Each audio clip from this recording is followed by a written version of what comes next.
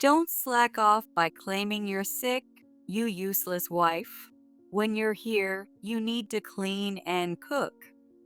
Betty shrieked at me in her high pitched voice while I was feverish. Kevin just laughed and watched TV. If you have something to say, then say it. When I glared at Betty, she said that to me. All right then, I won't hold back. My name is Rachel, and I'm a 28-year-old part-time housewife. I've been married to my husband, Kevin, for a year, but I already have many regrets about this marriage. What do I regret, you ask? First of all, Kevin doesn't take his job seriously. Before we got married, he never worked overtime and never went out for drinks, so I thought he was someone who valued family. However, after we got married, I realized that Kevin is just lazy. He doesn't work overtime simply because he doesn't want to work. No matter how busy it is, how much work there is, or how much the clients are struggling, he doesn't care. He leaves work just because he wants to go home. I would understand if he didn't work overtime because he wasn't getting paid for it or if he worked for a terrible company. But Kevin works for a great company that puts the employees first. Of course, they pay for overtime and you can take paid leave. When the work piles up, everyone cooperates and helps each other out. Especially in this day and age, overworking isn't good, so there's hardly any overtime. Still, there are times when the workload increases and there are unavoidable situations. I also work, so I think it's okay to do some overtime within one's capacity. But watching Kevin absolutely refuse to work overtime makes me feel like my way of thinking is outdated. However, I still feel uneasy about it. Overtime is a waste of time. Clients in trouble? Not my problem. I don't understand why my coworkers would work overtime, but as long as they're earning my salary for me, it's fine. Kevin's comments make fun of the clients and his coworkers. Working hard is for losers.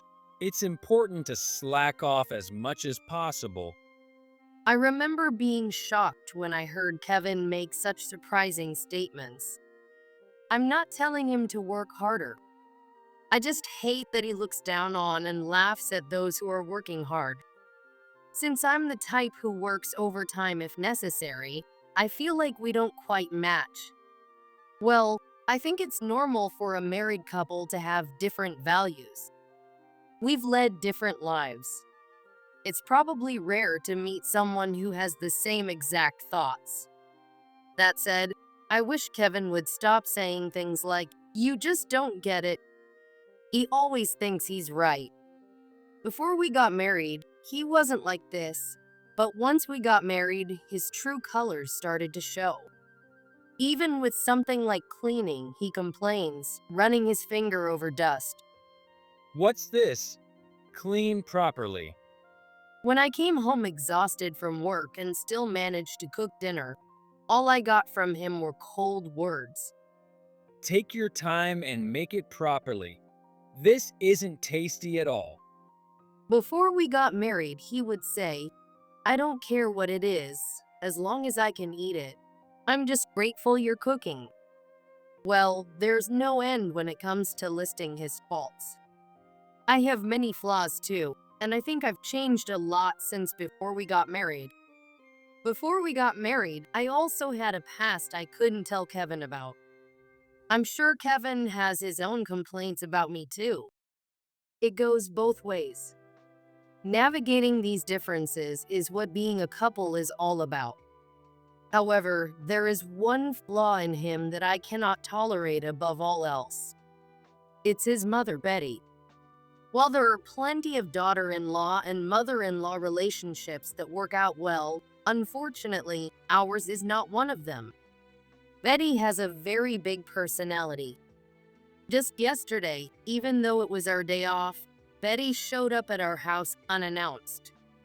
I was all dressed up, ready to go shopping, and I froze at the front door. Naturally, our plans for the day were ruined. We've only been married for a year, and I don't have the courage to stand up to Betty yet. By the way, Betty has very traditional views. Let me illustrate with what happened yesterday. First, she showed up unannounced and said, Are you planning to go out when I'm here? Betty glared at me. You're right. Since Mom is here, I'll cancel our plans. What? Kevin's words shocked me, and he just looked puzzled. That's right. Kevin is such a sweet son who thinks of his mother. Betty had a triumphant look on her face. Furthermore, when I served coffee, Betty complained. What is this coffee? The coffee from the supermarket I just bought is better. Then Betty poured out the coffee I made and gulped down her bottled coffee. However, when Kevin served the coffee I made, her attitude was completely different. Oh, this is delicious. The coffee you bring is always special. Unbelievable. Does she think the taste changes depending on who serves it? Betty also wandered around the house, looking everywhere. What is this room? It's so messy. You're such a lousy housewife who can't even clean. With that, Betty started tidying up on her own. Oh no, Mom, I have everything arranged in a way that makes sense to me. It's not messy. Oh, just as I thought. I reckoned there must be some sort of order to this madness. But when Kevin pointed it out, Betty immediately stopped tidying up. What kind of order could she possibly see in the crumbs on the floor or the beer cans Kevin left scattered on the living room table? And when I cooked a meal, Betty made her usual snide remarks. How can anyone eat this? Poor Kevin, having to eat this every day. I'll take him out for something delicious. Then the two of them went out to eat. This is how it is with Betty, who can't let go of her son, and Kevin, who can't break free from his mother. There are so many things you don't see until you get married. I've stopped seeing the good in Kevin. But sometimes Kevin surprises me by being kind. Thanks for everything. I bought a cake for you. It's small gestures like this that make it hard to dislike him. I know I'm easily swayed, but everyone feels good when someone is kind to them. So, despite his many flaws, I continue to be his wife because I made a vow to be with him for better or worse. However, after a year of marriage, the sweetness and kindness of the honeymoon phase have faded. Lately, Kevin has been going out alone more often, even when I'm not feeling well. He doesn't even care when I'm like that. He used to worry and take care of me when I had a cold, but now it's different. You're not feeling well? Oh, okay. Just take it easy and rest. I have plans with my friends, so I'll be out. Don't worry about dinner. Leaving aside the fact that he's going out, what does he mean by not worrying about dinner? Was he expecting me to cook even when I'm sick if he had no plans? My monthly periods are pretty heavy, so I often don't feel well even when I'm not sick. Kevin has gotten used to it and doesn't worry much anymore, but I still wish he'd show some concern. By the time we reached our second anniversary, Kevin had pretty much started ignoring me altogether. Today, I'm going to a baseball game with my friends from college. What? You're going out again? Kevin goes out with his friends every time he has a day off. But that's not all.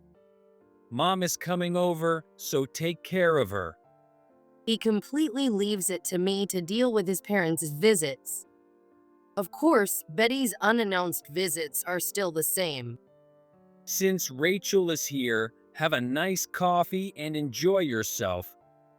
Even when Betty arrives before Kevin is about to leave, he simply says that and heads out. He used to be so happy about Betty's visits, but now he seems completely addicted to hanging out with his friends. It's as if he's gone back to being single. Betty is also annoyed when Kevin goes out, and she doubles her usual snide remarks towards me. Rachel, it's that weird face of yours that's driving Kevin away. Apparently, Betty is insulting my appearance. If she's going to go that far, she'd be better off just calling me ugly. It would hurt less. I'd love to know what she means by weird face. Lately, I've gotten stronger, so I snap back. Oh, Betty, maybe it's your weird face that makes Kevin want to go out. Oh dear, Rachel, you're so funny. These bizarre exchanges of laughs and snide remarks have become a daily occurrence. Kevin always escapes our battles. Since Betty always shows up unannounced, I thought we could skip the twice yearly visits to his parents' house, but apparently that's not an option. Kevin's father, Robert, who we rarely see, and his brother Jason and his family also live there. So I understand it's necessary, but I wish I could be excused when I'm not feeling well. The unwelcome visit time has come, and on the eve of our trip, I came down with a fever of 100.4 degrees Fahrenheit. Can you go alone tomorrow since I have a fever? Why? A fever is no big deal. Let's go.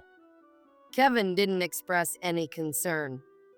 No, you can't underestimate a high fever these days. Jason's family has young kids, it would be a burden. Oh, that's fine. Jason's family had a scheduling conflict and will visit later. What? Jason's family lives far away. Meanwhile, we live close enough for Betty's surprise visits. How about we visit when Jason's family comes too? When they're around, Betty's criticism lessens. It's still there, but it's more bearable, and I can team up with Jason's wife to get through it. But Kevin didn't notice my feelings or care about my illness. What are you talking about? Mom is really looking forward to our visit. We can visit when Jason's family comes another time. Let's just go this time. It seems Kevin is determined to visit his parents' house no matter what. First of all, Betty dislikes me and often visits our home unannounced, so I don't understand what she's looking forward to. I couldn't understand their feelings. Anyway, I just can't. I feel like I'm going to throw up. When I tried to lie down, Kevin suddenly chopped me on the back of my head. What the heck? Illness is all in your mind. What? Listen, you think you feel terrible because you have a fever, but you can overcome it with willpower. Come on, tell yourself, I'm okay. What? No, I can't. This isn't a fever that can be cured with willpower. Get tough. You're crazy. In the end, the argument with Kevin continued, and I couldn't get any rest. Instead of getting better, my fever got worse. Despite constantly saying I couldn't go, Kevin forced my exhausted self into the car. I feel awful. I felt like I was going to throw up, but I tried my best to hold it in, knowing I couldn't vomit in the car. 10 minutes later, as the car arrived at Betty's house, I rushed inside and headed straight for the bathroom without even properly greeting anyone. Were you that excited to come? Kevin said to me as I stumbled out of the bathroom. But I felt so terrible that I didn't have the energy to respond. I'll just quickly say my greetings and call a cab to go home. As I was thinking that, Robert approached me with a hint of concern in his voice. Are you okay? Usually overshadowed by Betty and Kevin, Robert is actually a very kind person. He noticed how pale I looked and asked with concern. If you've been vomiting, you need to get hydrated. This bottle isn't opened, so drink this. Robert handed me a bottle of oral rehydration solution. But just as I was about to drink it, the bottle was snatched from my hand. What? I looked over to see Betty glaring at me. Betty? Stop being such a baby. She yelled at me. As I stood there stunned, Betty took the bottle Robert had given me and put it away. Listen, when a daughter-in-law comes to the house, she has duties. What? What? What duties? Betty pointed sharply at the bathroom as I tilted my head in confusion. First, clean the bathroom. You barged in here and used it without permission. Clean it. What? No, I asked Robert before using it. Robert isn't the only one living here. You should have asked me too. I'm sorry. But Betty didn't stop. She kept talking, even as I struggled to process her words in my weakened state. After cleaning the bathroom, you need to prepare the meal. What? No, I'm not feeling well today. What's wrong with you? You should keep your shortcomings to your weird face. You're not a guest. At least get some drinks ready. It's ridiculous how you try to slack off and do nothing. You're such a useless daughter-in-law. Get moving and do your duties. But Work, you stupid wife. Betty's shout exploded in the room. Betty's shrill voice echoed in my head, which was already dizzy with fever and pounding with a headache. I glanced sideways to see Kevin already sprawled on the living room couch watching TV. Hey Kevin, I really don't feel well. I called out to him for help. What? Oh, I have a fever of 97 degrees Fahrenheit and a bit of a headache, but I feel fine. You'll be okay too. I told you, illness is all in your mind. So hang in there. 97 degrees Fahrenheit is normal body temperature. Kevin was completely useless. As I felt myself nearing my limit, Betty started yelling shrilly again. Hey, you useless daughter-in-law. Are you listening? Get some coffee ready, clean up, and go grocery shopping. At that moment, I felt something snap in the back of my mind. I sighed deeply.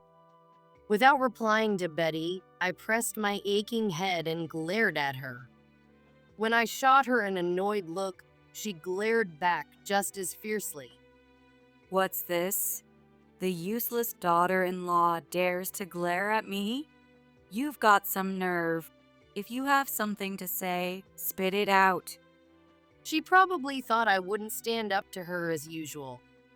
But everyone has their limits. And I had just reached mine. Fine, I said quietly. Maybe it was due to my anger, but as my headache slightly eased, I lifted my head. Well then, I'll speak my mind. Is that all right with you? Modern daughters-in-law are so insolent. What's this about speaking your mind? Daughters-in-law should just listen to what I say and keep quiet.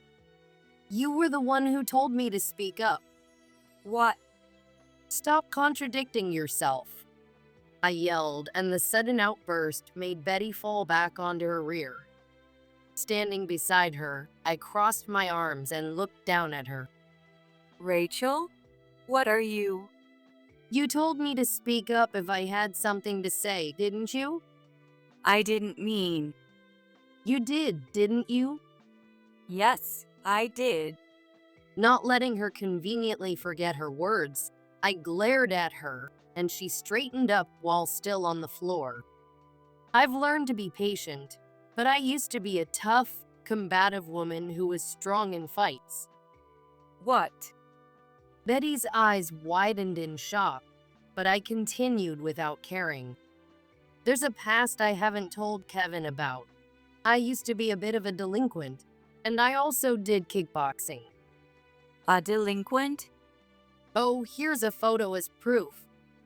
I pulled out a photo from my pocket. It showed me with a fierce look in my eyes, holding a trophy from a kickboxing tournament I had won. Behind me, my opponent was lying on the ground, bleeding. This is you? Yes, it is. Betty's fingers trembled. How many people did you take down? How many do you think? Betty's face twisted in shock. Would you like a face massage? No, thank you. Learning about my dark past, Betty quickly shook her head. Since you've seen this photo, I think it's time I revisit my old ways. What? There are so many things I want to say to you, Betty, That many? but I'm not feeling well right now, so I won't say everything. I see. Betty looked visibly relieved at my words, but it was too soon for her to feel at ease. So I'll keep it brief. What? First, listen to people. What? I told you I'm not feeling well. Listen when someone speaks. What? As I yelled, Betty's face turned pale. Then you shouldn't have come. Your son dragged me here. Then I glanced toward the living room. There, peeking from behind the couch, was Kevin, staring intently at us. I had noticed him watching since I mentioned my past. So I beckoned him over with a strong tone. Hey you, come here. Me? I'm a bit busy right now. Get over here. Yes, coming right away. When I pointed next to Betty, Kevin hurried over and sat beside her. With my arms still crossed, I spoke to Kevin. What's wrong with you? What? What do you mean? I told you yesterday that I had a fever and wasn't feeling well, right? How could you say, you'll be fine? How can you decide how I feel? Are you a doctor? No, I'm just an ordinary office worker. That's right, an employee. Yes. And? What? You said you had a 97 degrees Fahrenheit fever and a bit of a headache? Oh, I'm fine now. Really? So, you're perfectly fine, but you just sat there smiling while your sick wife was about to be overworked by Betty? Oh, well, should I go shopping? Stay right here. Yes. When Kevin tried to stand up, I pointed to the floor with my chin, signaling him not to run away. He sat back down immediately. Betty. Yes. Betty, who had ended up sitting on her knees and straightening her back under my glare, answered me nervously. It seemed she realized the seriousness of the situation. But it was too late for that. You said to speak my mind, so here it is. As of today, my contract with Kevin is terminated. What? What? Betty and Kevin looked at me, puzzled. So I made it clear for them. I've reached my limit.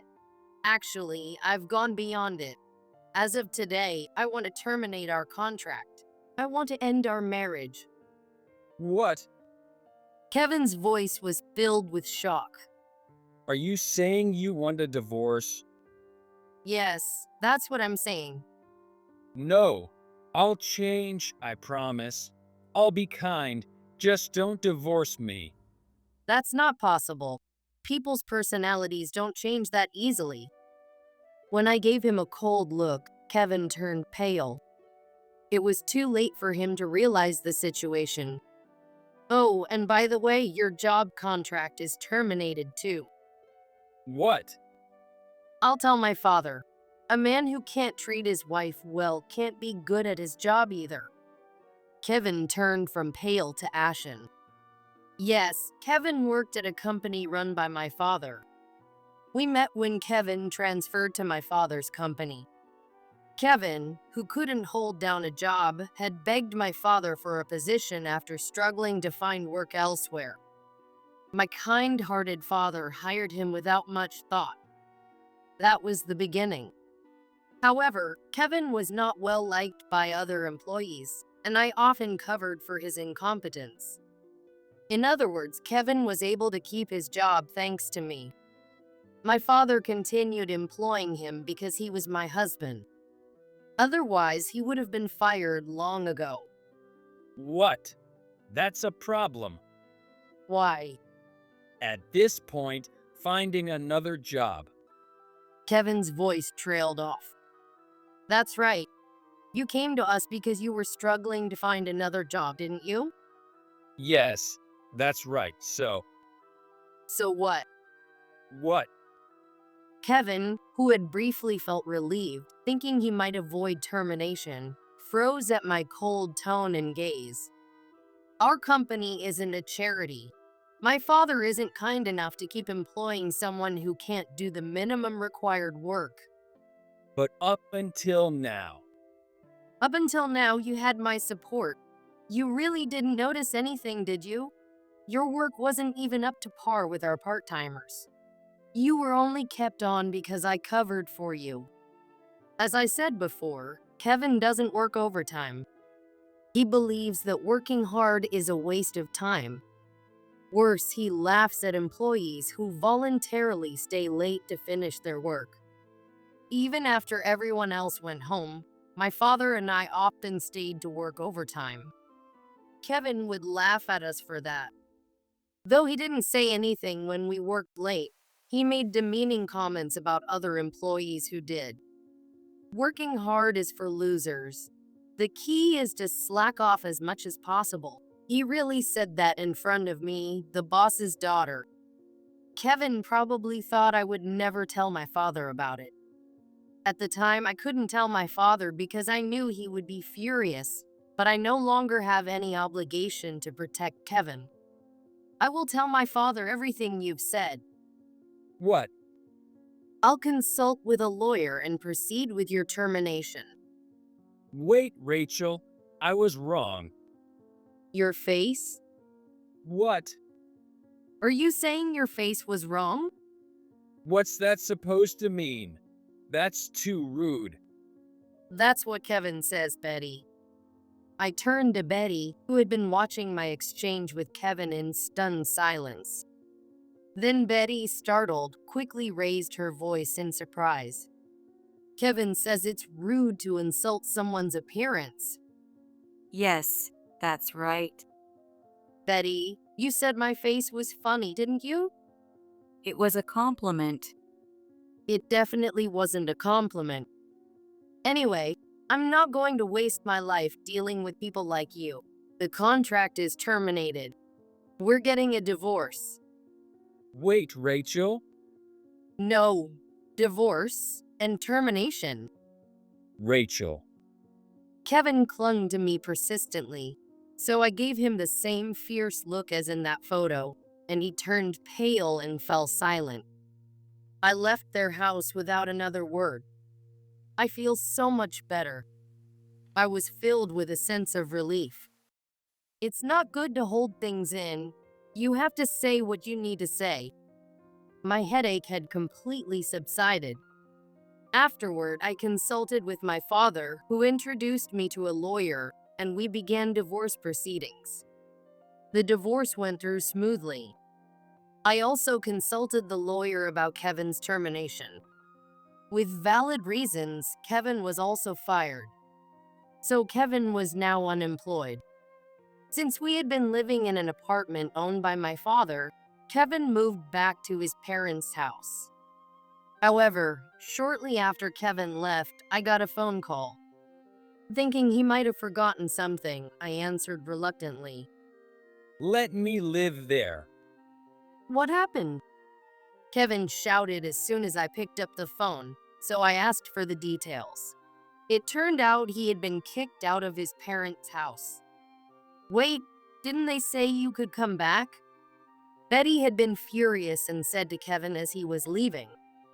You don't need to stay married to someone like Rachel. Divorce her and come back home. So I asked Kevin why this happened. Well, apparently, Mom also got kicked out by Dad after he told her he wanted a divorce. What? Apparently, Robert had finally reached his breaking point with Betty's behavior. Upon hearing about our divorce, he decided he wanted one too. Since the house belonged to Robert, Betty had to leave, and Kevin was kicked out as well. Kevin managed to persuade someone to let him stay at their place for the night, but he and Betty found a new place and moved out shortly after. They moved into a rundown apartment. Since Betty and Robert split their shared assets in the divorce, Betty should have received a significant amount of money. But somehow she had already run out of money. The reason I know this part of the story is because Kevin called me asking for a loan. Betty apparently thought she had become wealthy after receiving a substantial amount of money from the divorce. They had found a decent apartment initially, but before moving in, Betty spent all the money on a cross-country trip and a shopping spree. They ended up broke. Kevin didn't have much money either. I received a small amount of alimony. We had been married for less than 2 years, so we didn't have much shared property. The only place Kevin and Betty could afford to live was a rundown apartment. Kevin then started asking me for money. I could hear Betty in the background. Rachel, I was wrong. I apologize. Please send us some money right away. No, How can you be so cold? I'm in trouble here. I have no money to lend to someone who insulted me so much. Betty was speechless on the other end of the line. Isn't it great? You get to live with your beloved Kevin. What's so great about it? I have no use for Kevin, who's nothing but a lazy bum. Oh well, good luck with your savings. Wait a minute. Hey, Rachel, you need to help us. Help us out. Oh, bad reception. As Betty and Kevin desperately shouted, I used the old excuse and hung up. Then, I immediately blocked their number. I stopped hearing directly from Kevin and Betty, but I got updates through mutual acquaintances and Robert. Apparently, Kevin hasn't been able to find a new job and is truly unemployed now. Betty started a part-time job, but after being a housewife for so long, she's struggling to keep up. The two of them argue daily. Robert frequently receives requests for help from them, so I showed him how to block their calls, and he was grateful. Finally, peace had returned to my life. A few years later, in my 30s, just when I thought I might remain single for life, I met someone wonderful and remarried. My new husband, Thomas, is very kind and considerate, and his parents are great people too. Thomas is hardworking, but also values our family. Thank you for everything you do. Thank you too, Rachel. Even as a married couple, we must never forget to appreciate each other. Between us, our baby, the symbol of our happiness, also giggled.